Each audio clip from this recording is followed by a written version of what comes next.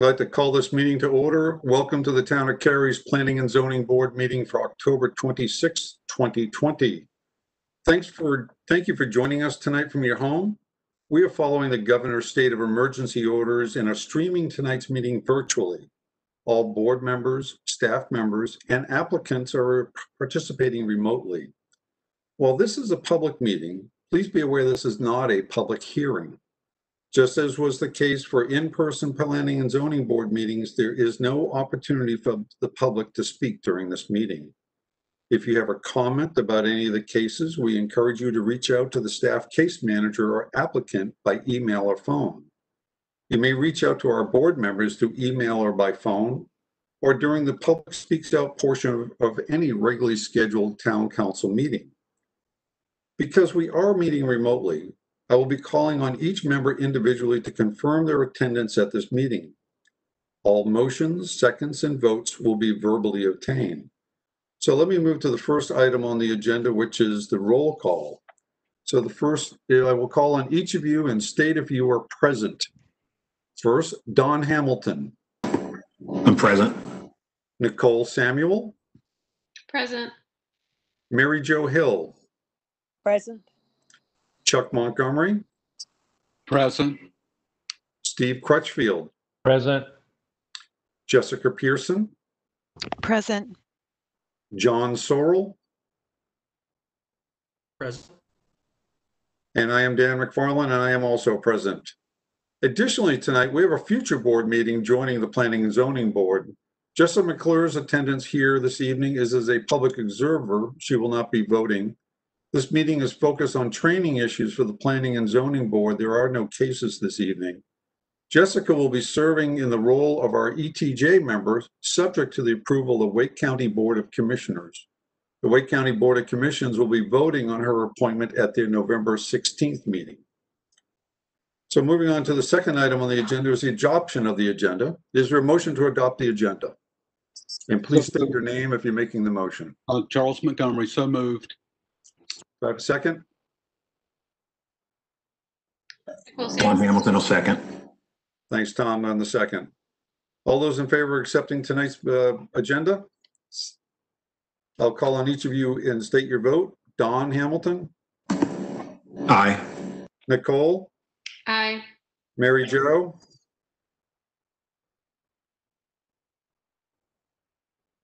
Mary Jo Hill. Aye. Thank you. Chuck Montgomery. Aye. Stephen Crutchfield. Aye. Jessica Pearson. Aye. John Sorrell.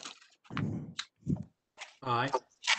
And I vote as well in favor, and so that passes unanimously. Now, the next item on our agenda is the approval of the regular minutes. Is there a motion to approve the minutes from the September 21st meeting? I'll call on Yes. each of you. Oh, this is Jessica. I move to approve the minutes. Thank you. Do I have a second? Thank you, Jessica. This is Chuck Montgomery. I second the motion. Thank you, Chuck. I'll call on each of you to state your vote. Don Hamilton. Aye. Nicole Samuel. Aye. Mary Jo Hill. Aye.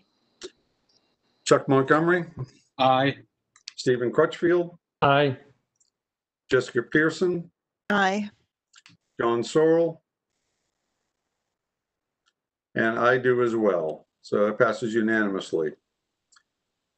As I mentioned before, we have no cases tonight, so we're going to move to our new and old business. The first item under new business is the appointment of a vice chair.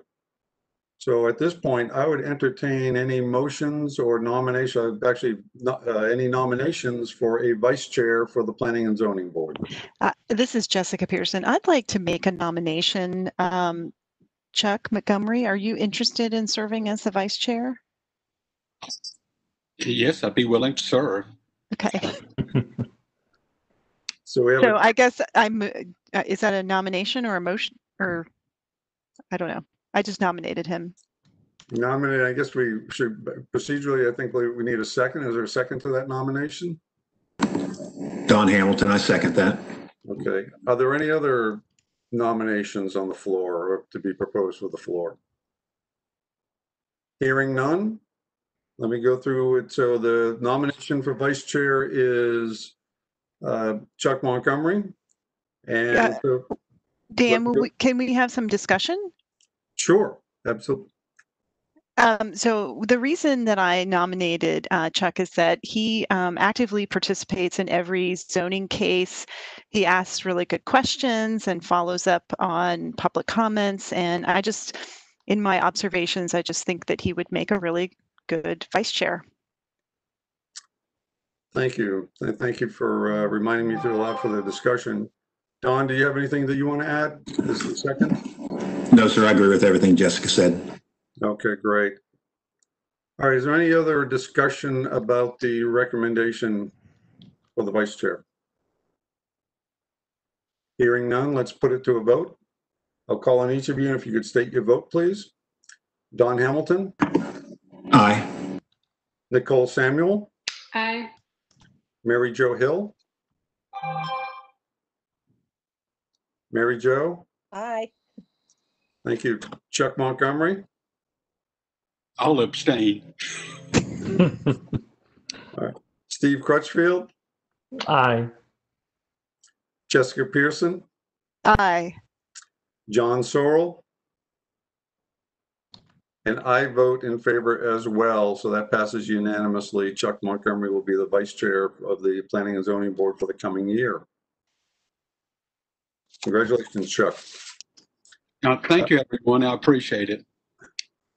Yeah, congratulations, Chuck. All right. Our second item on the agenda tonight is to review the tentative meeting schedule for 2021 that was attached to the agenda. I don't know if everybody had a chance to look at that, but we will continue to be meeting on the fourth Monday of the month. And the schedule's been published. The only exception to that fourth Monday will be in December, where we'll be moving up to December the 13th to avoid any conflicts with the Christmas holidays. Does anybody have any other issues with any date? Dan, this is Steve. I would like to just toss out the Thanksgiving week. I'm going to go out on a positive limb and say we'll be meeting in person by then. And that is Thanksgiving week. I don't know if that's an issue for other people, or, I mean, if we were virtual, it wouldn't matter. But since it may be in person, I just wanted to put that out. Discussion on that? Do we know when we come back to meeting in person if there is going to be any option to connect virtually, or will it be only virtual and only in person as opposed to a mix of the two? This is Lisa Glover. We don't know yet. That's just one of those things we'll have to keep working through as we hopefully get closer to reopening facilities, but we don't know for sure yet.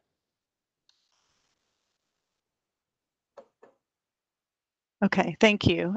I think I agree with Steve that the Monday of the week of Thanksgiving might be problematic for people traveling and stuff like that. So just something to think about. This is Chuck Montgomery. I agree. I think we have tried to change this before and may have changed it one year. If it's not a problem with the conflict on the previous Monday, maybe we can move it to that Monday.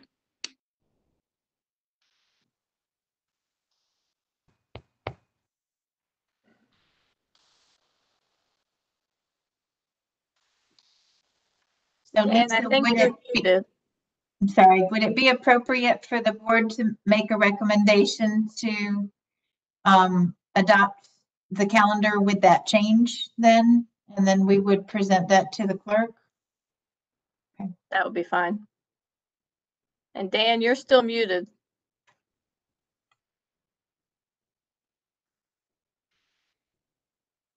Thank you. All right, I would somebody care to make a motion as in terms for a recommendation, make a recommendation in terms of a motion for the staff in terms of adopting the agenda with the exception of the November 22nd date. Yeah, this is Steve. I'll be glad to do that.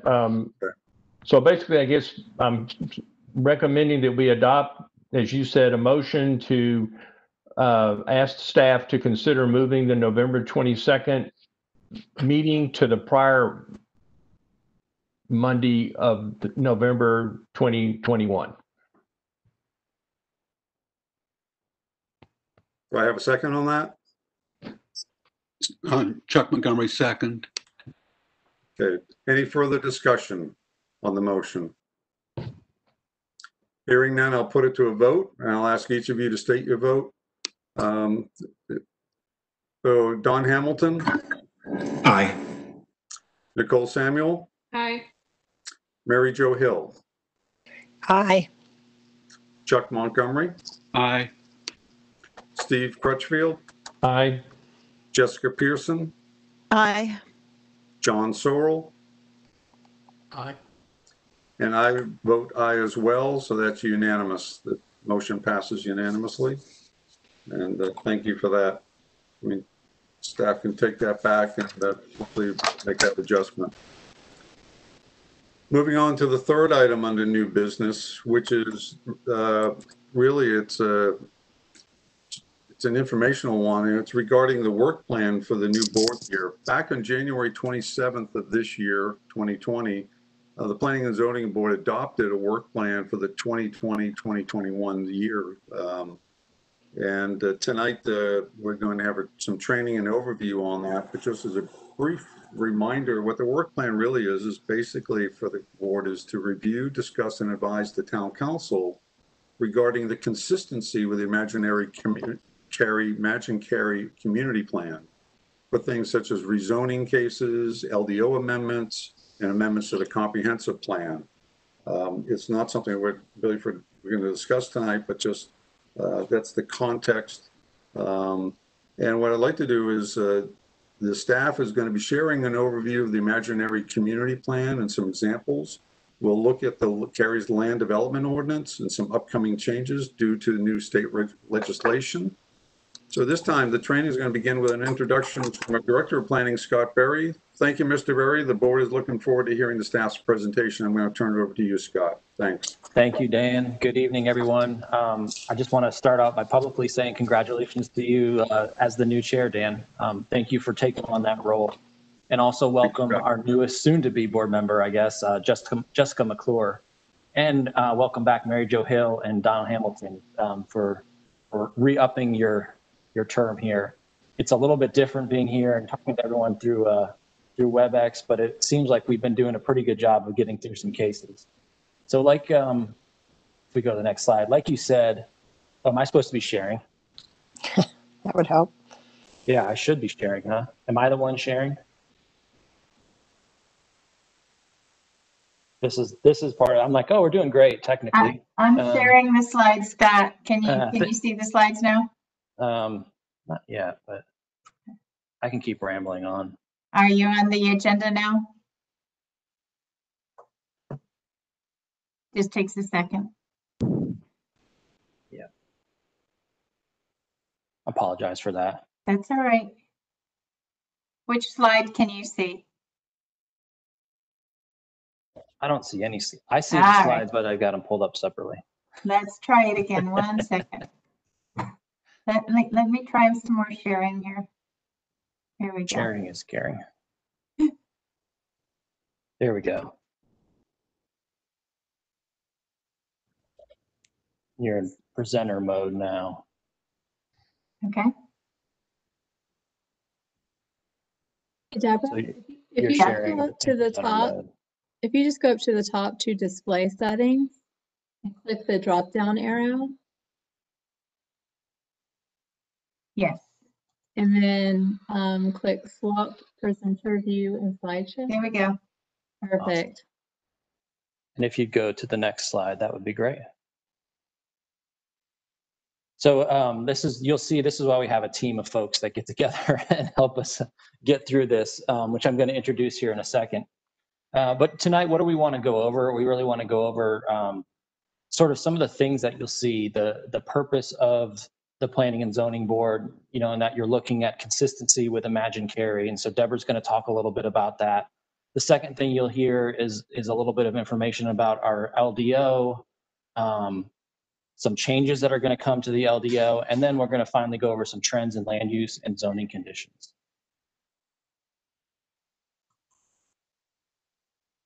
So I want to introduce you to our team. It's really, I'm very fortunate to work with such a great group of folks. Julie Mitchell, who I know you've all talked to as our board clerk.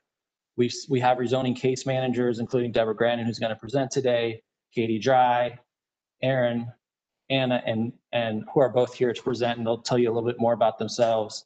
And then Wayne, who's not on the call today, would also be presenting some rezoning cases to you. Behind the scenes, we have Doug Loveland and Justin Booker. Justin is here today, who will also be talking to you. And then Heather is here, who you might see her present in the future. And then we have administrative support from Nancy Jones.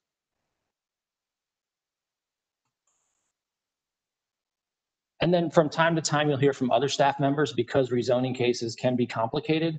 You'll hear from people in our transportation department. You'll hear from historic preservation. You might hear from folks in our Parks and Rec department, and sort of hearing about what, if there's a particular case or a comprehensive plan amendment to either the Parks plan or the transportation plan, you'd hear from those folks. Of course, Lisa Glover, our town attorney, is here to help make sure that we're doing the processes appropriately. So you heard when we had a technical question, Lisa was there to answer it. And Ryan Norris, who's here to help us with our technical aspects of virtual meetings. And finally, long before you get to read a staff report or see a PowerPoint, and it's nice when you actually get to see it. So thank you, Deborah.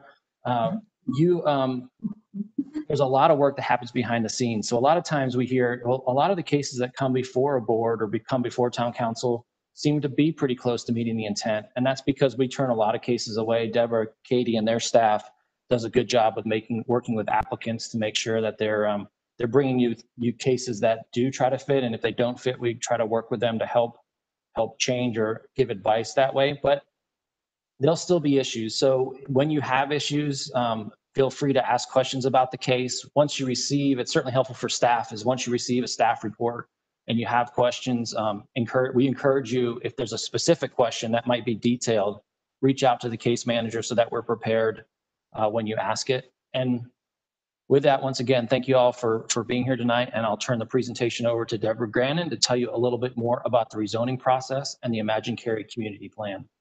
Thank you. Thank you, Scott. I'm going to start with just a little basic information that we share with applicants and with the community on the topic of rezoning cases. And that begins with the Imagine Cary community plan. This is the comprehensive plan for Cary. It's the vision document that provides the foundation and the policy direction for how we conduct our day-to-day business. It's not just for the planning department. It's for every department in the town of Cary. Fire, police, public works, utilities, parks, recreation, and cultural resources. But it is one of the primary tools that the planning staff uses when we evaluate a rezoning case. So prior to adopting this plan, Cary had a land use plan that looked very much like a zoning map, much more colorful even than what you're seeing here. It was a multi-color coded parcel-based map that provided really quick information about what the expected land uses might be for a specific parcel as well as a general area. So we still are map oriented to some extent because we have this future growth framework map that is a component of the Imagine Cary land use plan, but we also rely much more heavily on the policies of the plan.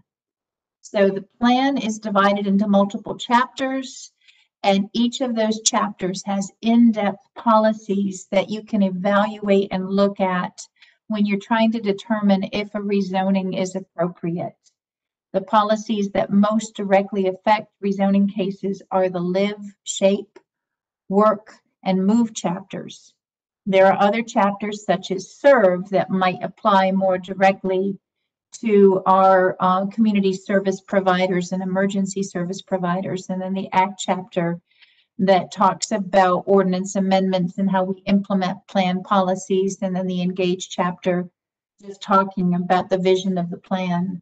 But with each staff report that we bring forward to you, you will see separate components of the staff report that takes a look at each of the applicable chapters and what policies in those chapters apply to the specific rezoning case that's being considered. So when a property owner or a developer approaches us and says, what can I do with my property? The first step is for us to take a look at the existing zoning, which is defined as basically a portion of the town in which certain regulatory rules apply, governing the use of the land and buildings as determined by Cary's land development ordinance. We will refer people to our interactive development map, our zoning map, so that they can see what the base zoning is on their property. We will help guide them to the land development ordinance so they can better understand the rules. And then we will help them understand what type of zoning they might be considering. For example, is it a straight zoning, just a basic rezoning like R12, which means a residential zone district where the lots are 12,000 square feet with a minimum size? Or is it a general commercial district where all the rules are as defined by the land development ordinance? There's no zoning conditions with a straight rezoning. Other types of zoning that we'll see from time to time are planned development districts. These used to be called PUDs back in the 1970s. Cary's famous for having the first PUD, planned unit development, Kildare Farms back in the 1970s, and now we call them planned development districts. This is a zoning district that provides more flexibility in terms of things like setbacks and density in exchange for exceptional design. So when we have a PDD, we're going to be looking for whether or not somebody's bringing forward that high quality or exceptional design. The other thing that you'll see frequently are conditional use zoning cases. They show up with hatching on the map that helps set them apart from the other zoning districts. And that's where the applicant has proposed zoning conditions which exceed land development ordinance standards. They are voluntarily proposed. Zoning conditions should address mitigations that are reasonably expected to be generated as a result of that rezoning request. And then the mixed use district. This is one of our most complex zoning districts. These cases tend to be a little bit time consuming. This started when PDDs were not specific enough. We had activity centers where we wanted to have a better picture of what was being proposed. So about 20 years ago, we had something called activity center concept plans. And then we realized we needed to redefine that and have it be more than a concept plan. So that changed to mixed use sketch plans. And now the current terminology that we're using is mixed use district. So when a zoning category is MXD or mixed use district, that doesn't necessarily mean that there's a mix of different uses in that district. That means that's the name of the zoning category. And with that plan, the applicant has submitted a preliminary development plan to help paint a picture and tell the story of what they're proposing to do on that property. Sound complicated? It is. And does it take a long time? Yes. This is an overview to illustrate the process flow chart. It starts with a pre-application meeting where the applicants come in, sit down with staff, talk about what they're proposing. Then they submit an application. If a traffic study is required before they submit the application, that has to be completed. Then the case goes to a neighborhood meeting and the citizens hear what is proposed and have an opportunity for public feedback back to the applicants. And the applicants have a chance to hear and have dialogue with the adjacent property owners. Then the case goes to town council for a public hearing. And there's an opportunity for citizen input during the public hearing. Then you get to see the case at a planning and zoning board meeting, which is not a public hearing. There is no public input opportunity for citizens, but citizens may watch the meetings and they may send you comments. Some of you have already seen emails from citizens from time to time when they have comments or concerns. And then finally, town council action is the last step.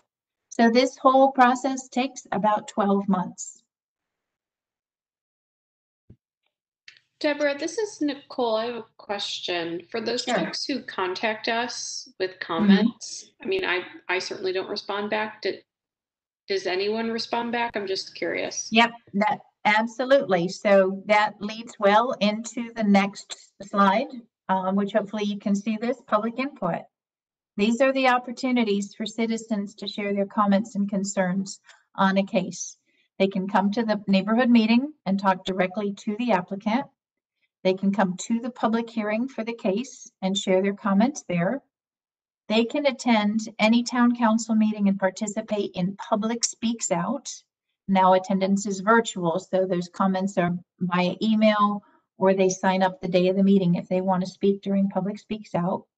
They can get updates from our website. They can sign up for updates. They can have direct communication with staff and the applicants. And then public input often comes to the town council and the planning and zoning board members. So for those of you who've received an email from a citizen, by all means, if it's a general question, if you want to acknowledge that you've received it, you can reply to that citizen. And you can certainly defer to staff if you would like to send it back over to the case manager and have us answer the technical questions. We will be more than happy to do that for you. So it's important that you not do a reply to all. If there's multiple board members that have been CC'd on an email or have that email sent directly to them, you don't want to engage in a dialogue and have a public meeting. But you can send, somebody reaches out to you directly, you can say, I'm going to review this. Thank you for your comments. Thank you for your concerns. I'm going to read the staff report and I'm going to defer to staff to answer the technical questions about this. So we can talk about that a little bit more and get toward the end of the meeting, we can revisit this a little bit, but that's an excellent question. And that's an important one that we wanted to talk to you about tonight, to make sure that it is okay for citizens to reach out and share their comments and concerns. And we also summarize those in our staff report when we've heard from citizens. So some of the important issues that get raised during a rezoning, topics like the category of use, commercial or residential, what type of housing product, what type of density or intensity is proposed, the height of buildings, what sort of buffers are proposed, are trees being saved, what sort of site circulation will there be for vehicles or pedestrians, what traffic improvements are proposed and where are they located, general utility locations. There's other issues that don't get vetted until the zoning is approved and the plan goes to our team for development review. And that's when you get into the details like stormwater runoff, erosion control, the design of streets and how the connectivity is made, and vegetation details like the types of planting material. And then a few things that should not come up for consideration or debate during the rezoning: the ownership of the property, who the builder is going to be, and what the housing cost might be for a residential product. So once again, this all comes back at a very high level to the vision for Cary, what the Imagine Cary community plan is looking for in certain areas. Putting those two elements together, the land use component with the future growth framework map, and then looking at all of those different policies. And one of the things I want to end with before we move into some more details about the processes in Cary is that you do not always have to agree with staff. If we've provided an analysis of a case and we come to you with a recommendation and you're not comfortable with a component of the request, or you feel as though we've been either too strict or too lenient with the plan, that's why you're here. You are a citizen advisory group that's going to be providing a recommendation to the town council, so your opinions are valued. You're going to be looking for whether or not, in your professional opinion, this request complies with the policies and the goals of the Imagine Cary Community Plan. So I want you to know that we will not take it personally if you disagree with us. But I want to reiterate what Scott said, and that's please reach out in advance of the meeting if something just does not make sense or you want some more information about a topic. We welcome your questions, and it gives us a chance to be better prepared for the meeting. So I'm sure you may have more questions about this, but what I thought we'd do is move on to our next presenter, who is Justin Booker, who's going to be giving us a presentation about one of his favorite topics. Thanks, Deborah. I appreciate it. Good evening, everyone. My name is Justin Booker. I'm a planner in Planning and Development Services, and as Deborah said, I will be talking with you all today about landscape buffers. So landscape buffers are an important characteristic of development projects for many reasons. This presentation will provide insight into some of those roles and functions of buffers, how they are examined from a regulatory perspective, as well as some common buffer considerations developers may have when designing a site. Next slide, please. Thank you. First, let's start with some context. Buffers are supported in Cary's community plan under several chapters, but most notably within the shape chapter. The specific shape policy calls for harmonious transitions between different intensities of land uses. One of the strategies for achieving these transitions and mitigating any kind of negative impacts from adjacent sites includes the use of buffers. So, providing good transitions between properties of varying land use intensity is a pretty important characteristic of site design.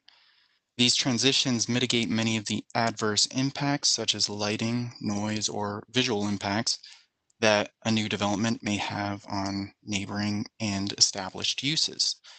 So buffers and landscapes are very effective ways of not only providing physical separation between incompatible or competing land uses, but they're also a very good physical separation from things like traffic in streets.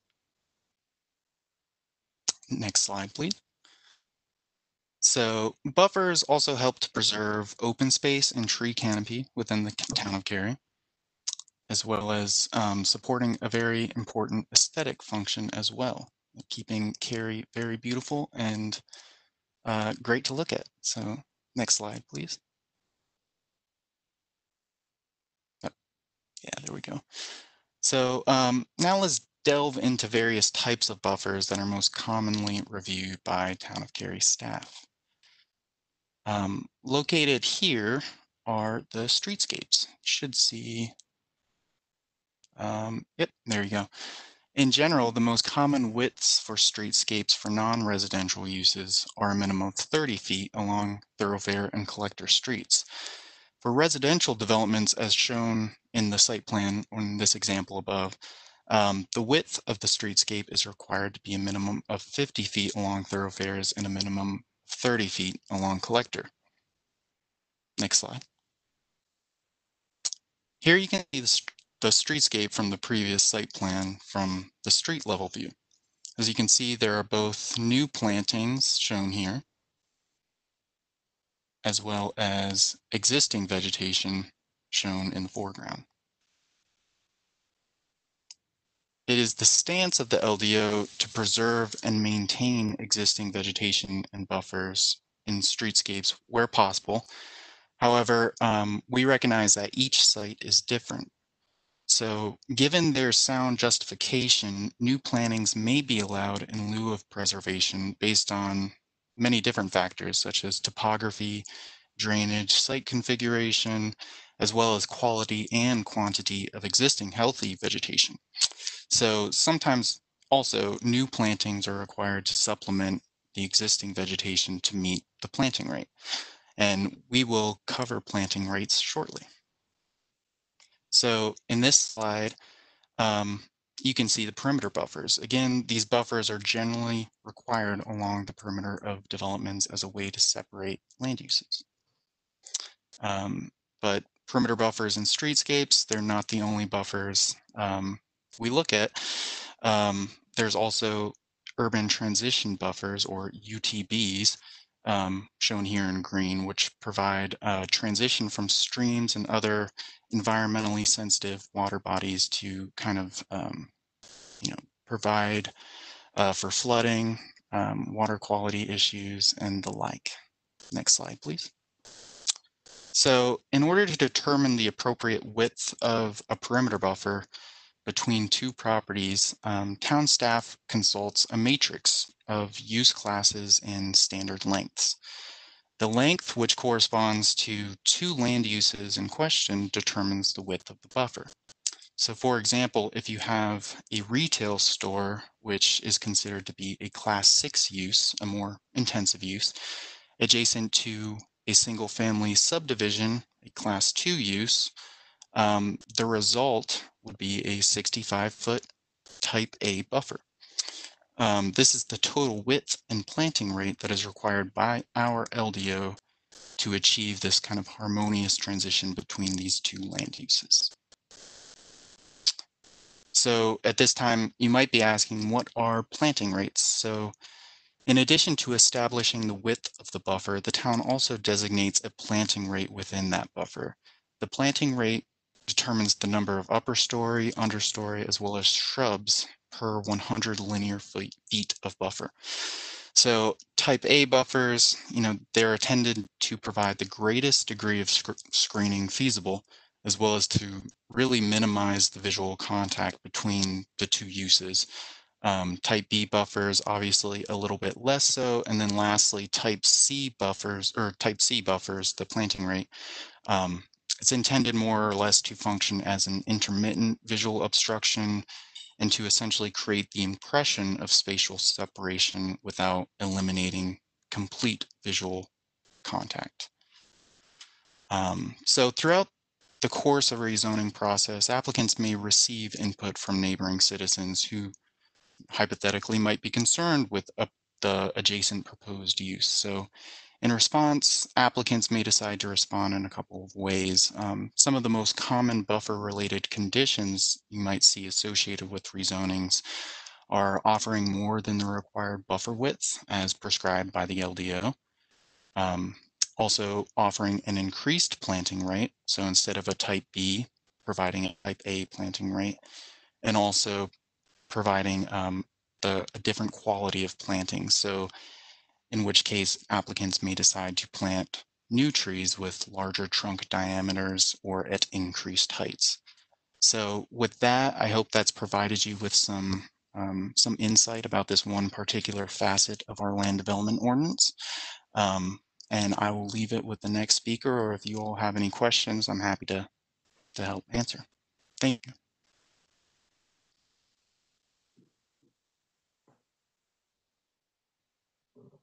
So what we can do now is have our next presenter, which is Anna Redling, our senior planner. Good evening, board. I'm Anna Redling. I've been a planner with the town for 14 years, and for about 12 years, I focused on long-range planning, including historic preservation. And for the past couple of years, I've been working with rezonings and LDO amendments. I'm going to talk about and give an overview of the Land Development Ordinance, or LDO, as we've been calling it, which, as you know, regulates how land may be developed within Cary and its planning jurisdiction. And this photo shows an actual paper copy of the Cary's LDO, but you're most likely to want to access it online.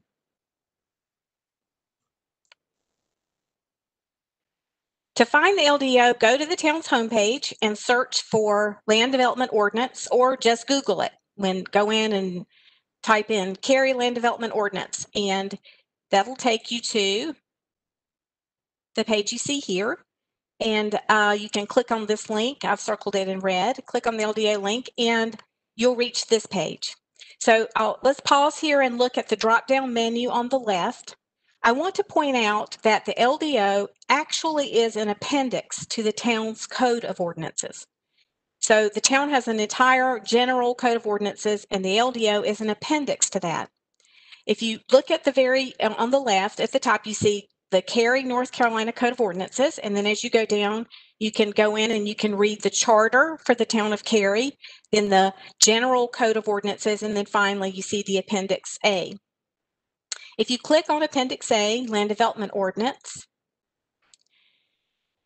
you'll see this drop-down menu showing each of the LDO's 12 chapters, 960, almost 1,000 pages. Note that Chapter 2 addresses review and decision-making bodies, which includes the Planning and Zoning Board. So that's all about our boards and commissions. Chapter 3 addresses review and approval procedures. And then subsequent chapters regulate zoning, use regulations,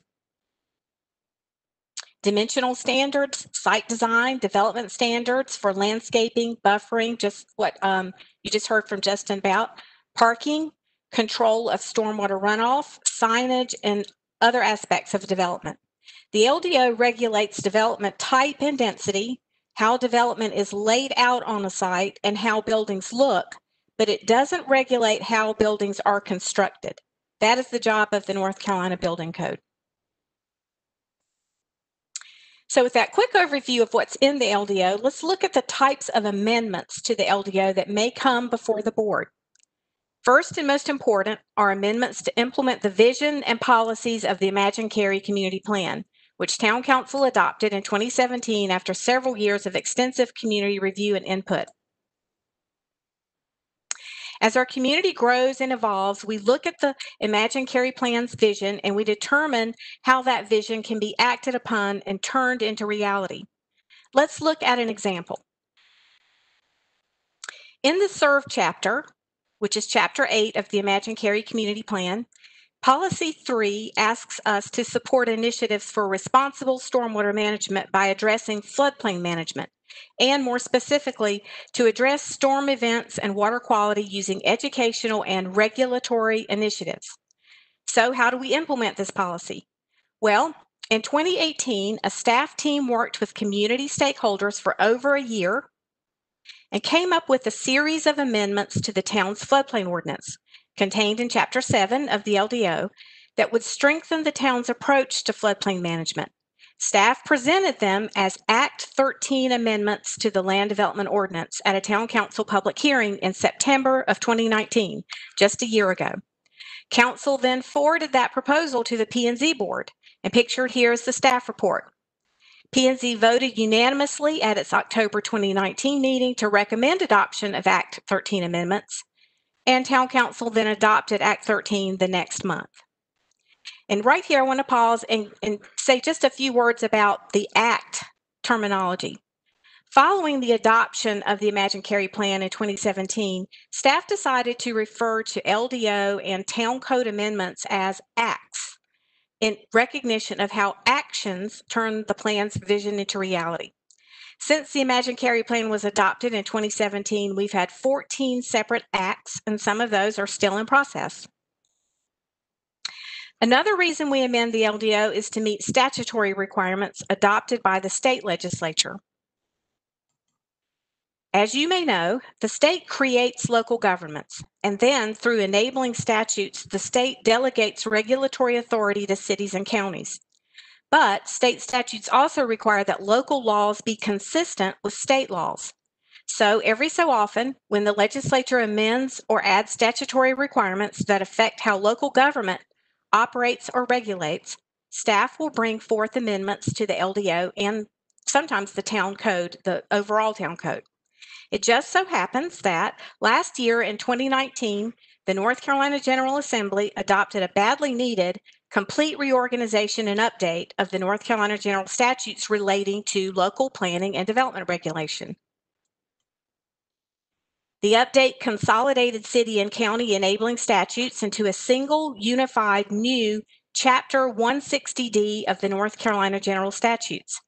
Chapter 160D places development regulation statutes into a logical, user-friendly organization, modernizes language, and clarifies and reforms the law without making major policy changes.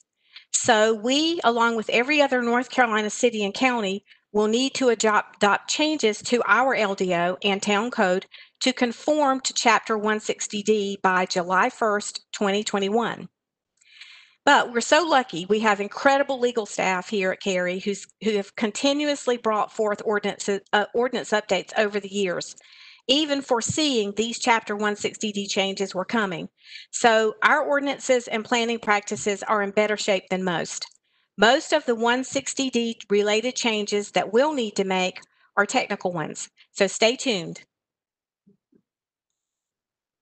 And finally, there are amendments to the LDO that could be characterized as updates, clarifications, and process improvements.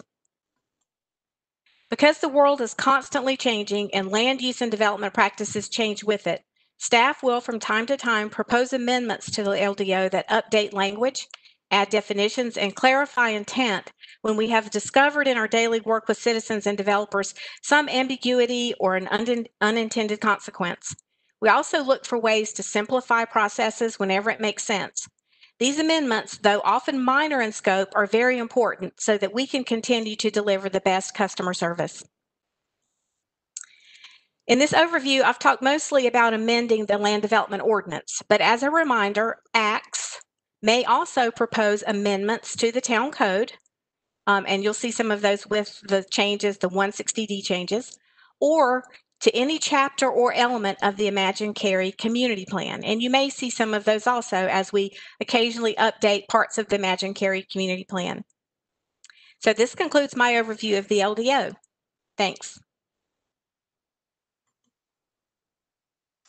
All right, and I'm sure you'll probably have some questions for Anna, but we'll save those for the end so that we can next hear from Erin Puckett on our planning team, who's going to be telling you about some trends in rezoning cases. Erin? Thanks, Deborah. Hi, my name is Erin Puckett. I think most of you know me, but I've been a planner with the town of Cary for almost 2 years now. And tonight I'm going to briefly review some trends that we're seeing in rezoning requests and some trends we've been seeing in associated conditions with those requests. You can go ahead to the next one, Deborah. Thanks. So we wanted to talk briefly about the types of rezoning requests that you're likely to see. Rezoning requests over the last few years have trended largely towards residential development, with fewer requests that we're seeing for standalone office or commercial uses, although we do sometimes see non-residential uses as components of some larger rezoning requests that include a mix of uses, such as the PDDs that Deborah was talking about earlier.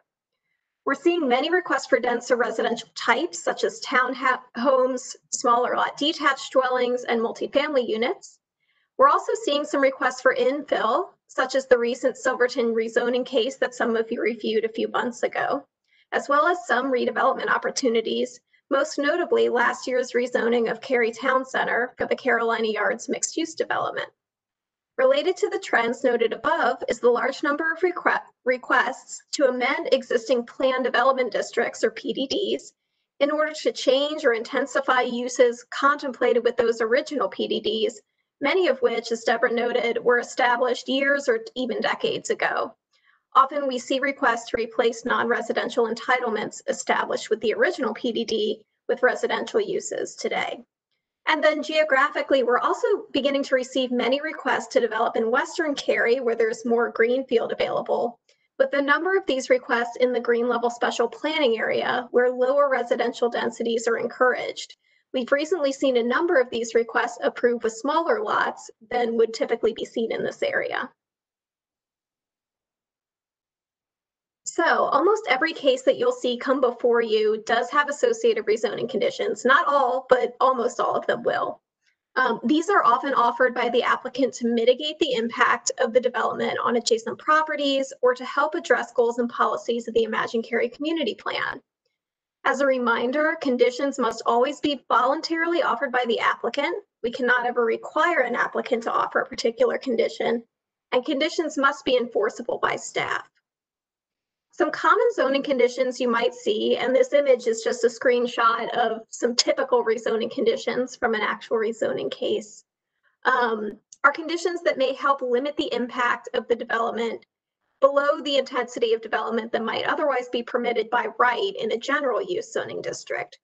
So the most common rezoning conditions you're likely to see might limit the uses and the density, if it's a residential case, or square footage, if non-residential, to give the request more specificity, which is often also important to evaluate whether a traffic analysis report, or TAR, is needed. And I'm going to talk more about that in a moment. Depending on the intensity of the request, its proximity to residential uses, or other site-specific elements, we also frequently receive conditions to increase the buffer or streetscape widths, like Justin was talking about, or to increase the community gathering space above the minimum required by our LDO. For reference, required community gathering space ranges from 600 square feet on the low end for a 2 to 5 acre site, up to 5,000 square feet for a site that's over 20 acres. So as I mentioned, another common rezoning condition can include transportation improvements. For any rezoning request which proposes development that would generate at least 100 peak hour trips, a traffic analysis report, or TAR, T-A-R, is required.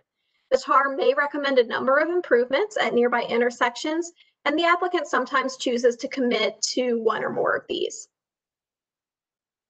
And then there are some types of conditions which are less common, but have sometimes come up in recent rezoning requests, and we may see more of in the future. These include architectural conditions, such as increasing the percentage of masonry required on certain building facades, which again is relatively uncommon, but is coming up in some recent rezoning cases. For reference, the required masonry is 75% masonry on facades of commercial buildings, such as the one seen here, and then 35% minimum on multifamily buildings, which could look like this. There is no masonry requirement for single-family attached or detached units, but occasionally we will see conditions offering to include or exclude certain materials for those as well. And for planned development districts and mixed-use district zonings, we sometimes receive conditions which offer a minimum non-residential commitment to balance the residential density the applicant is seeking. In PDDs particularly, this can help meet the intent of the PDD zoning district, which encourages a mix of uses. And another condition that we sometimes see is a concept plan, like the one which was submitted with a recent rezoning case shown here. Unlike a planned development district, which requires a general site layout, or a mixed-use district, which requires a preliminary development plan that's more specific, a conditional rezoning does not require a plan. However, in some cases, the applicant wishes to offer specific areas of preserved open space or locate a use in a specific area of the site, and this is best communicated visually, so a concept plan is provided, which becomes an enforceable condition. We've especially seen this several times in the green level special planning area, where the applicant wishes to show how certain goals of that special planning area, such as clustering lots or preserving open space, might be addressed. And then one other thing to talk about, you'll often see modification requests, and these are associated with those PDDs or MXD rezonings. So with those, the applicant can set their own development standards. The intent of this is that they can request greater density, or they can request relief from certain LDO requirements, but should also offer higher design standards to balance that increased development intensity. The result is that most of these requests include some combination of conditions that are more strict than the LDO, and then modifications that might allow some relief from those LDO requirements. Some common modifications that we see include reductions to LDO parking rates, specifically for multifamily development. This modification request is becoming more common, and currently staff, the Planning and Zoning Board, and Council have to rely on the applicant's justification to determine whether they feel the requested reduction is appropriate. So recently, we've begun a multifamily parking study to better evaluate actual parking needed at these types of developments, which will help us better analyze future parking reduction requests as they continue to come in. Other common modification requests include decreased streetscape widths, increased height to allow for more density or floor area, and occasionally the removal of champion trees. An example of this is shown on the right. This was the recent Petty Farms preliminary development plan, which some of you may remember, which did seek reductions to parking rates and buffer widths in some locations, but also offered a number of conditions to offer certain architectural and landscape commitments, among other things. I also wanted to mention here that while we have seen a number of requests for reduced streetscapes recently, staff and council are rarely supportive of large width reductions because in practice, it becomes difficult to fit a type A buffer, which is our densest planting standard, in a streetscape width of 20 feet or less. So substantial reductions to the planting area can negatively impact the ability to grow and maintain healthy streetscapes in the future. Okay, so now that was a lot of information, here's a quick pop quiz. So we've come up with some conditions which are based in real life, some things that we've seen proposed by developers. And we want to ask you which one of these 4 conditions could be acceptable by the town. So A, building facade shall be in natural colors. B, maximum building height of all buildings shall be limited to 55 feet, measured to the highest roof point. C, the developer shall install Magnolia grandiflora and Cryptomeria japonica as part of the streetscape along Davis Drive. Or D, building facade shall use brick to meet masonry requirements and shall contain a de minimis amount of stucco and vinyl. So does anyone want to volunteer and guess which of these 4 would be a condition that we could accept? In other words, it would be enforceable from the town's perspective. I'll offer it's B and C are the ones that would be acceptable. So you're half right. I agree, Aaron, with Dan. I think my vote is for B because that's something you can measure and the staff could enforce it. Yeah. I like the de minimis amount. I didn't even, is that really a word? Yes, you can hear Deborah laughing there because it's a phrase that one of our very frequent flyers likes to use from time to time. So you might actually see it come up in a condition at some point. It's a legal word, de minimis. Lawyers like to say that a lot. Yes, one lawyer in particular. Yeah, it's a legal phrase, but nobody knows what it means. I believe in this context, it means very small. Aaron, anyone else want to weigh in?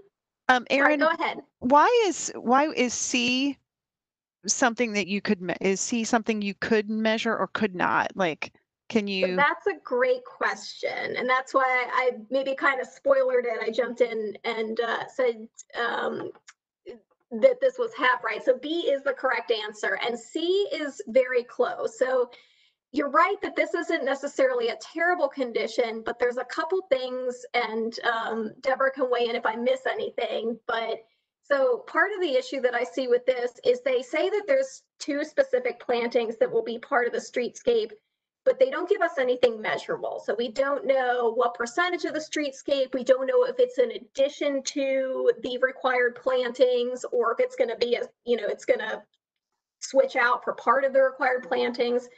The other issue, which I think was a little bit trickier and wouldn't necessarily be something that we couldn't accept if they had given us that information, but it's always tricky to accept conditions that give us specific plantings during a rezoning, because in practice, what we see at time of development plan is they're going to give us specific plantings. And then a lot of times, by the time they get through rezoning and development plan, which can be well over a year, sometimes closer to 2, by the time they're out in the field, they might have to do a field update to actually switch out plantings depending on what's available.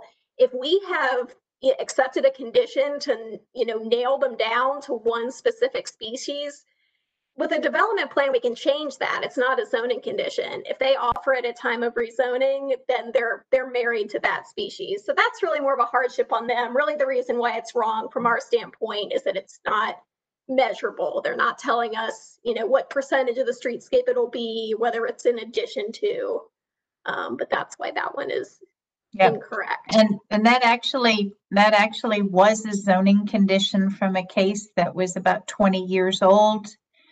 They actually did, in addition to the Magnolia grandiflora and the Cryptomeria, they had Leyland cypress, and we learned over the years that they are disease prone and not a really strong plant. And so that was one of the zoning conditions that the applicant had to come back with a PDD and amend to get rid of that condition. Something else that happened with some of the older cases, we used to see things like Nellie Stevens holly shall be installed within the streetscape or shall be used for all the vehicular screening areas. Well, that's a fairly common landscaping plant, but when you've got hundreds of buildings going on in the same geographic location all at the same time, then your supply is limited. So all of a sudden you've got a zoning condition and the plants are nowhere to be found. So those are examples of things where, we will turn to our experts like Doug and Justin to help us sort through some of these things. When we get zoning conditions, we'll compare notes with each other and with our legal department and just make sure that all of those things apply. Do the conditions that have been offered, were they voluntarily offered? Do they address the impacts that might result from this rezoning? And can we enforce them? Often we'll see people saying, well, we're going to put in granite countertops inside the apartments to increase the value of the apartments. That would be problematic because we're not going to go in and check that. And a few years later, what if somebody wants to renovate a bathroom? Then are they in a zoning violation if they've decided to go from granite to quartz or from quartz to granite? So those are, it should run with the land. It should be something enforceable. It should be something that can be verified by reviewing a development plan.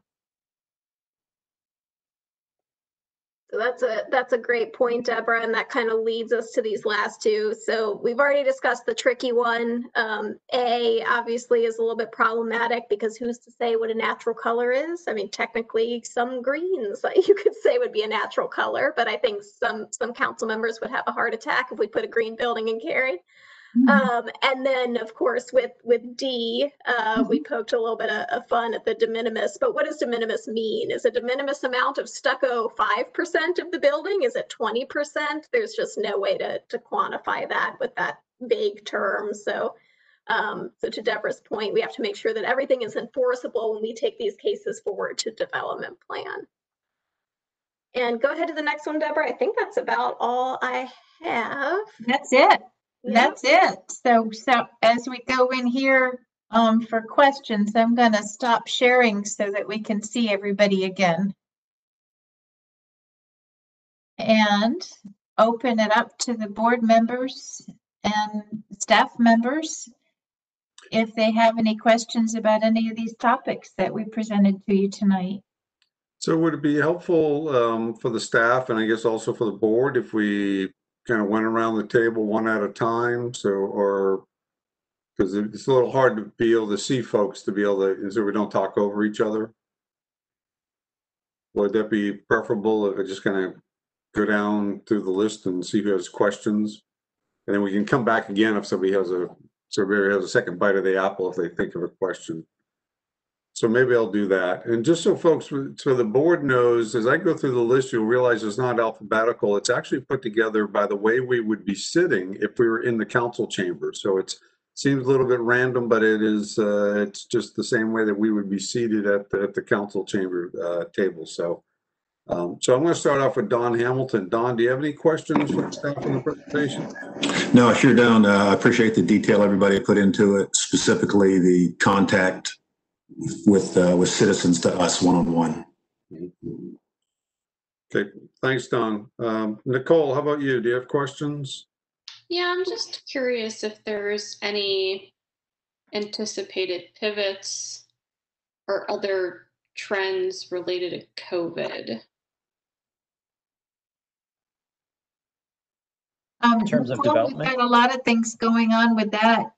One of the things that's kind of interesting, and I think Heather Wheelahan is on our call tonight. We're seeing a huge increase in the number of home occupations. So Heather's on the call. Heather, you want to take just a moment to let Nicole know what you're seeing happening with some of the accessory use permits? Yeah, sure. Hi, this is Heather. We've had a lot of inquiries from citizens just who are thinking about what they're doing with their, occupations and whether that's considered an accessory use to their primary dwelling, which is a permitted use in Cary. So we've seen an uptick in permits, but even more than actual permits, a lot of citizens inquiring that, how they're using their homes, if that's a use that's permitted. So it'll be interesting to see if those uses transition from traditional office spaces into people's homes, or what that long-term trend is. But it is something we've got a lot of inquiries about lately. And in terms of what the board may see, we've heard from a number of multifamily developers that they're thinking through what a apartment complex might look like, and as we're all sort of working and staying in the same spot, and if that trend continues. We haven't seen any with conditions, but I would imagine in the next year we'll see something come through that has a condition related to that. We'll be hearing more and more in the future about whether or not there could be support for changes in density if it's located along transit routes.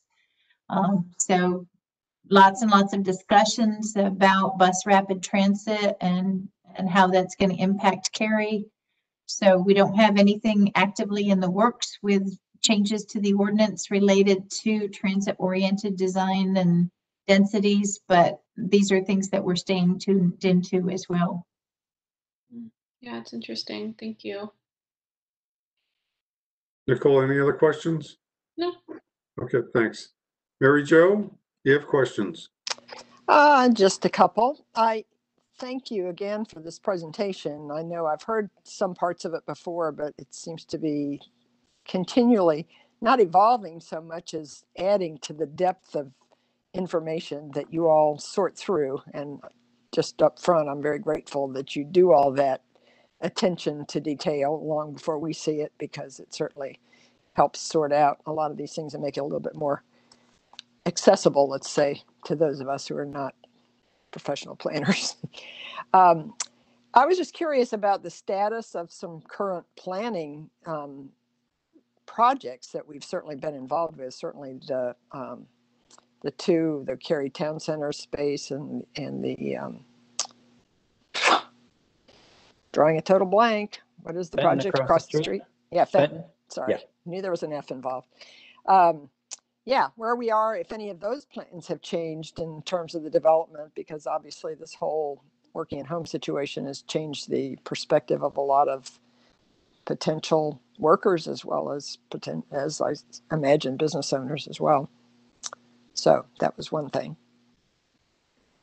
Yeah, Deborah, you want me to answer? I was going to say, Scott, why don't you take that one? Yeah, so for the Fenton, they've actually gotten their first vertical permit approved, and so their first building is going to start going vertical, and that's sort of what they're working on. Carolina Town Center, you heard, I think it was, I'm not sure who said it, Aaron or Anna, someone said it, but Carolina Yards is now what they're naming it. So they've done a sort of a sneak peek of what they think that's going to look like in the Triangle Business Journal. So that's been that's out there. If you Google it, you can see some of the pictures that they've done. But we're doing development plan review for that right now. Okay. I don't know that any changes have been made, but I do know that they've Carolina Yards especially has talked about, because they're still designing their site. Just like I mentioned, is there an opportunity to do some more live work kind of things in the multifamily there? Not necessarily any changes to the exterior or design, but maybe some changes to the interior of the buildings. Okay. But both are on track and still moving forward and taking up a lot of time for reviewing and getting them ready. Well, I'm sure that's a lot is happening behind the scenes. We just don't see a lot of that on the surface or in the local news. And so then you just wonder, is that still happening? And then something else that we talked about, I think 2 years early on when I joined the board, was the prospect of there being a lot of infill development in downtown Cary area, since it's become such a magnet for people who want to live in walking distance. And I don't know that we've seen any of that to any real degree, and wondered if that's something we should still expect to see, or if the focus has been put elsewhere. I think there's been a few, and so it depends how often are able to go and travel around, but a lot of downtown Cary sites are able to be built. They're already entitled. So they have the entitlement to build some of the vision that was laid out. So if we rezone downtown, and so some of those things don't come to the Planning and Zoning Board, but are going directly to Development Plan Review. I see. Interesting. Okay.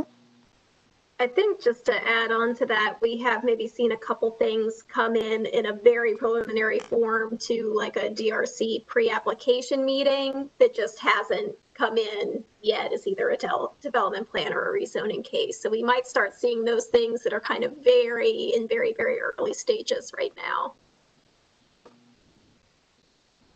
Okay, thank you. And then just further, as an administrative item, there's a lot of good, helpful information in these slides you presented. Are those going to be available to us as a reference point afterwards? Yeah, good, thanks. Great. Anything else, Mary Jo? That's it. Good, okay, thank you. Chuck, you have questions? Yes, one thing that I still find confusing is we require transportation studies on many developments. And the developers come in many times and say, well, we'll do 1, 2, and 3, but we're not going to do 4, 5, and 6. And sometimes we're told, well, we can't require them to do 4, 5, and 6. We just want them to do 4, 5, and 6. And I suppose my question is, well, as a member of Planning and Zoning, I say, well, I can't vote for this if they're not going to do 4, 5, and 6. Should I do that? Can I do that? Or should I keep my mouth shut? I see Lisa nodding, so yeah. You are certainly within your rights to say, I do not feel that this rezoning case, goes far enough to address the impacts that it's creating. If you're going to recommend that something's not consistent with the plan, you should always provide a reason why, so that then when you have to present back to the council, whether it's Mr. McFarland or if he's not available, and it can be, the comments are now being written and we're delivering them and reading them into the record. But if you're going to say, I don't like this and I want to vote against it, provide the justification for why you don't feel that it complies with the Imagine Cary Community Plan. And if you feel that the traffic impacts as a result of this new proposed zoning are just too intense and that the applicant has not gone far enough to make this fit in with that community, then you can use that as your reason for not supporting the request. Yep, I agree with Deborah. I think that's perfectly reasonable to do. And, remember the move chapter 7 is part of the plan. So you can find that something won't advance the goals and purposes of the move chapter and have that as a reason for why it's not consistent. Yeah, that's helpful. Thanks.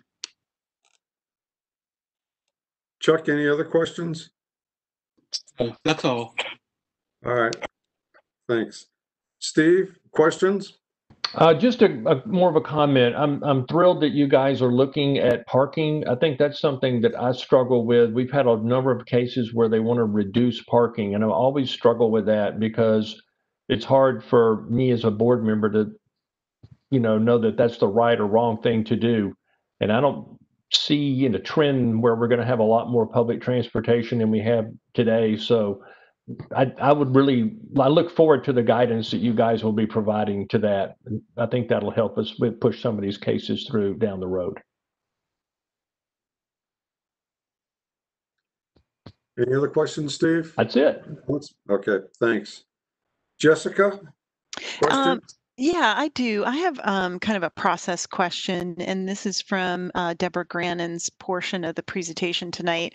I was just curious, is there a limit to the number of cases or actions that the board would be would be on the agenda for a particular meeting? And how do the cases queue up?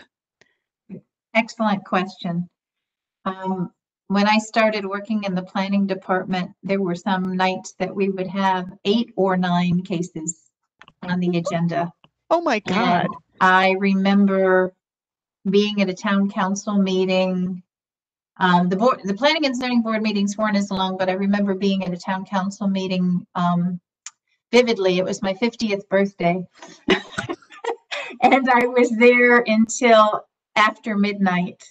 And so I totally missed my whole birthday celebration. You know, we don't do that anymore with the new management that we've got in our town manager's office. We really look at cases very carefully. We don't load up the agenda if it's more information that can be processed effectively and carefully. We don't bring a case forward to you unless it's ready. So we have been empowered by the town manager's office to use our best judgment when it comes to developing the agendas. We've been given more control than we ever used to have. We do need to follow due process. We do need to keep cases moving along. We can't just delay them. If it's a heavy workload, that's not by itself enough justification. But if a case needs a little bit more time to ripen, as we are all saying, we want to make sure by the time it comes to you, you're seeing a finished product. So we will work with the applicants to help them understand you need some more work on this so that everybody feels good about the case. Because the applicants really want the staff to recommend it favorably or to find that it's consistent. And sometimes that means they have to sharpen their pencils a little bit and do a little more work before you see it. But no, we don't have a formula for the limit other than trying to keep it manageable, trying to make sure that we don't exhaust people. And the marathon meetings when we'd go for several hours were, you know, there might be something complex. Ordinance amendments can get especially complex at times, and that might be, you know, a couple-hour meeting rather than a 30-minute meeting. But yeah, there's not anything that's in the ordinance that says what the limit is on the number of cases. Oh, thanks. That's helpful. And I just had one additional question. With the current state of the existing zoning in Cary, does the town of Cary Planning Department ever recommend rezonings of areas without the owner of the property being an applicant? Like, I mean, I'm new to the board. This is only the beginning of my second year, so I don't recall seeing that. And I was just curious if there's ever like an area of land that's zoned one way and the Imagine Cary plan recommends that it be zoned in a different way, does the town try to rezone the property? Does that make sense? Mm-hmm. So what you're seeing in the works right now is not so much a rezoning, but an amendment to certain regulations in the land development ordinance that we are proposing to be better aligned with the Imagine Cary community plan. So that's coming in the form of act amendments to look at the dimensional standards for the cottage business and residential zoning district in the town center, and some other ordinance amendments that will more closely align. So we've brought those forward. It has been a long time since we've brought a rezoning forward to actually change the zoning. We did do that about 18 years ago with the town center zoning district. So that was a town initiated action. And then back even further, when we changed from the UDO to the LDO in 2003, then we implemented some new zoning districts and eliminated some. For example, we got rid of R10 zoning, which was a 10,000 square foot minimum lot size. So we did rezone a number of people's properties. anybody who was zoned R10, I believe, became R8, and we got rid of R30 zoning. So that's been a long time in the coming, since that occurred as well. Not saying that it won't ever happen, but there's so much interest in development and redevelopment. What's much more common is to see applicants, property owners, investors coming to us with the proposals for what they think the appropriate zoning would be on a piece of property. So we are very much reacting. Katie, any thoughts you want to add to that about what we're seeing coming in with trends and requests, or Lisa, any comments you'd like to make? No, good. Okay. No, I'll say, Deborah, I concur with everything that you said, and it could be in the future that the town will need to initiate some rezoning to further the goals of the Imagine Cary plan. So that could be something that you see in the future, but we haven't done that recently. Yeah. Okay, thank you very much. I have no further questions, Dan. Thank you.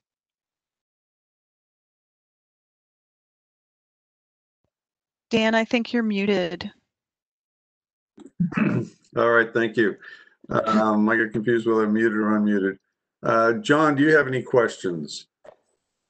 I have one, and I want to thank staff. Fantastic presentation. It's always really clear how much work you guys put into this, and you do a great job. I had one question. You mentioned parking reduction as a study that's ongoing that we've heard about a fair bit. And you also mentioned transit-oriented development. And a lot of times those two topics are somewhat linked together. I'm curious whether we'll see those back as one combined policy, or whether we're likely to see those independently because one is moving somewhat quicker than another. They'll be independent. Thank you, Scott. Yeah, and really, because our apartments that are being built now, we don't have any TOD areas right now, are asking for such the rate of parking reductions that they're asking for cause us to do this study. So we'll do one now, and then I'm assuming you'll see another amount of amendments come forward that will be related to bus rapid transit, but that will probably be a number of years off at this point. Perfect, thanks. That's all I had. All right, thanks, John. I've got a few questions, I guess, and some comments, but kind of going in the order I was writing them down, just for clarification from staff. With preliminary development plans, we'll see those with both PDDs and MXD. Is that when we see those, or is it just MXD? Just with MXD. Okay, just with MXD is when we see the preliminary development plan. And I guess maybe just particularly, I just want to add this for some of the folks who are newer to the board. Sometimes, so when we see a preliminary development plan, that's basically, we look at that plan that's being given to us, which may be a site plan, maybe have some renderings, but that's basically, that plan is part of the condition, if you will, on that zoning. We will occasionally have cases that will come before us, and the applicant will they'll pass out wonderful renderings of elevations and pictures of what the development may look like. And they're nothing but that. They're not a condition. If it's not a preliminary development plan, or if it's not stated as a condition, so they must show us that. And I know sometimes, at least for myself, if it's not a condition, it's not a preliminary development plan, I just, I give them a courtesy look, and that's for about 2 seconds, and that's about it. Thank you for that. So that's on the MXDs. Buffers. A question is, I always think about what we want to do locally versus what the General Assembly allows us to do, being how we're governed. Does the General Assembly or does the state put restrictions on our buffers? I look at like the table that was shown, 7.2.1, that matrices of how buffers with different uses is how much, I guess, how much leeway does the town have in creating those buffers, and are they restricted to the degree by the town? I think about some recent restrictions, and I'm going to get stream buffers will be my next question, but But you know, so are we restricted, or is the town staff? I mean, are we able to create as, you know, buffers as we see fit? Stream buffers are the only ones where we have some legislative limitations. We are able to have and enforce the 100-foot stream buffers that Cary has in place. We couldn't do more than that at this point in time, but we do have 100 feet. Your normal kind of zoning buffers, the perimeter buffers, the streetscape buffers, there are no legislative limits on those. In a particular case, if somebody finds a buffer too restrictive, meaning they feel like they can't develop, if they can deal with it through the rezoning process. They can also deal with it through the variance process. So that's what the Board of Adjustment is for. We've had cases come before that board in the past where someone finds, you know, they've got a small lot with, you know, large buffers on it, and they can ask for a variance so that they're able to develop the lot. So I think the legislature doesn't have any, you know, prescribed limits on that. Obviously, every municipality needs to have, I'll say, some common sense about their restrictions and regulations so that they're not overreaching. And I certainly don't think Cary is in any way. And then you always have that variance process for individual lots that might, you know, because of their shape, size, location, be heavily impacted by buffers, and that they can get relief through the variance process. Yeah. And, you know, at least I think, and for the staff, I think that one of the things that makes Cary great is the buffers that we have. And it's something that, you know, looking at that sets us apart from some other communities I know that I look at and go through, and is having that. So when the stream buffer, follow up with you, Lisa, you mentioned the 100-foot. Is that for existing, I guess, zoning that we have in place? Because we've had some cases where we were limited to the 50-foot buffers, as was stated. And one of my questions on the 50-foot buffers, can the lot be within that 50-foot buffer? And I'm always confused as to, we have let's say a residential subdivision comes in for rezoning, and they want to put the individual lots within that 50-foot buffer. Or is the 50-foot buffer kind of, you know, separate from that? Yeah, so the legislature made some changes on that in recent years. Now the width of the stream buffer depends on the type of stream, and I'm not going to try to say it because I won't say it right, but we can get folks to explain that in better detail. But certain streams have a 50-foot stream buffer, and then other streams have a 100-foot. So if you see the difference between 50 and 100, it's the type of stream. The legislature enacted a law a few years ago that said that, you know, in Cary, we have been trying to get people to plat their entire lots outside of the buffer. And that's really a safety measure, and trying to preserve property structures so that folks aren't in a floodplain and, you know, having their houses get flood damage. And it's been extremely successful since we started that, I believe, around the year 2000. But what the legislature has said is that if you have a minimum lot size requirement, so if you're in R8 and it's 8,000 square foot minimum lot size requirement, we can make them plat the lot outside the buffer, but they can count the area essentially between their lot and the stream. If you kind of think, you know, draw some perpendicular, you know, lines, that they can count that area as if it were in their lot to make up the 8,000 square foot lot size. So the legislature specifically allows folks to do that. But you will see, and our staff is really good, they do a little chart in the staff report. And if someone has property impacted by stream buffers, they can put a zoning condition in that says, we will not count that stream buffer area in our lots. So we will have true 8,000 square foot lots that will be platted entirely outside the stream buffer. So we put a little asterisk in the chart and we make a note. And if people have that as a condition, then we know that each lot will really be 8,000 square feet. If they don't offer that as a condition, then their lot could maybe only be 6,000 square feet, you know, platted lot, and they're counting 2,000 square feet. I'm just, you know, making these numbers up, but they're counting 2,000 square feet of stream buffer to get their 8,000 square foot minimum lot. So staff does a good job of always pointing this out in the staff reports. So if there's a development that may trigger this issue, you'll see it pointed out in your staff report, and staff will be very, very clear about whether they're going to count stream buffer in their lot size or not. Okay, so it may be in the lot size, but won't be in the platted lot. That's right. Okay.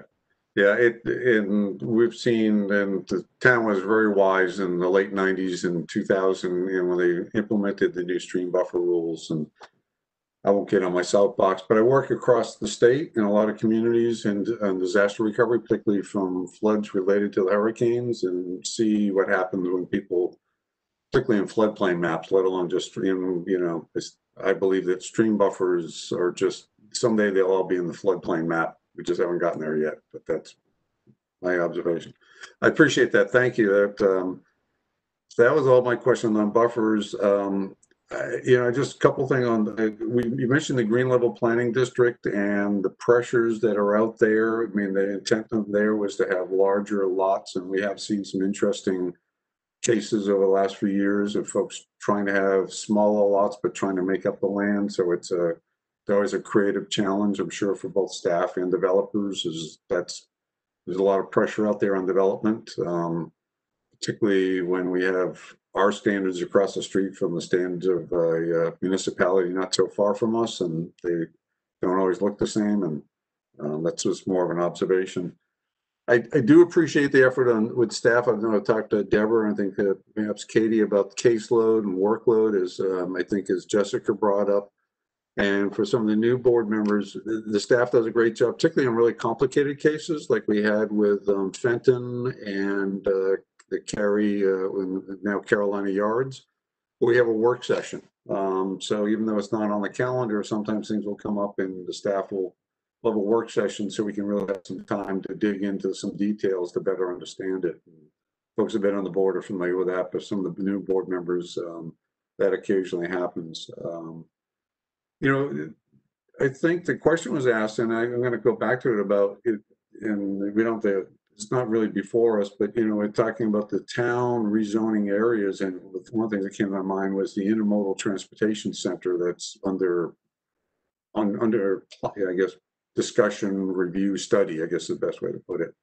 I guess that may be a case at some point down the road that may come into play, because you get residential and commercial, but for the betterment of all the citizens, rezoning for something like that. I guess that'd be a case. The last comment, I'll just end the comment because I'm standing between us and adjournment probably is particularly for the new board members. I mean, this is my 6th year on the board, and it almost took me a full term to figure out, really what was what. But I just encourage folks, if your gut tells you it doesn't seem right, kind of going back to what Chuck was saying, if somebody had a transportation study that was done and you don't think the developer is giving up quite enough, just kind of, I think our role is partially, it's kind of the gut check. We have, Anna showed us the 1,000 pages of ordinances, and Lisa knows them front and back and all these things. But we are kind of that gut check, is this kind of past the sniff test, and somebody trying to put 10 pounds into a 5-pound bag, and just be familiar with the Cary community plan so that we can draw back to it and say, no, we don't think this meets the standard of this section of the plan, and be able to cite that, and so that you can have that, because staff will need that, and we will need that, you will need that if you're making that point. So we have that, and so the council wants to know that we don't think it met the bar on that. So any other questions for the staff, or comments, or anything for the staff to share with us before we move to adjournment? And Dan, this is Lisa. I was going to say Jessica McClure wasn't able to vote on anything tonight, but she can participate in this part. So if you wanted to check in with her, I'm looking at her on my little screen right now. Oh, thank you, Lisa. I appreciate that. Yeah, you all keep me honest on this, because I don't see Jessica, because Jessica, you did fall off my screen on this, so I am sorry. Jessica McClure, do you have any questions from what you heard? Is your first night on a sitting in? No, I'm good. I've been on the applicant side of these in many municipalities, so I've seen it from that side. So Glad to be on the other side of it now. Well, great. Well, we look forward to you being able to join us, hopefully at the next meeting. Anything else to come before us on this item? Scott, you have any last words? Deborah, anybody? Just thank you all for your time and attention. We look forward to our next meeting. Bring you some cases. All right. Great. Great to see all of you. Great job, Dan. You did a great job tonight. Well, thanks. Yeah, hopefully it'll get better. I'll pick up the mute and unmute and so on and so forth. So if there is nothing else coming before us tonight, I will adjourn the meeting. And I've been told I don't need a motion to adjourn the meeting, but we are done. So good night, everybody, at 8:04. Good night. Nice. Good night. Good job, Dan. Good night. Thank you, everybody. Thank you, Julie. Thanks, you, Deborah. everybody. Thanks, Mr. McFarland. Great job. All right. Thank you. Appreciate that very much. Bye-bye. Nice job, everybody.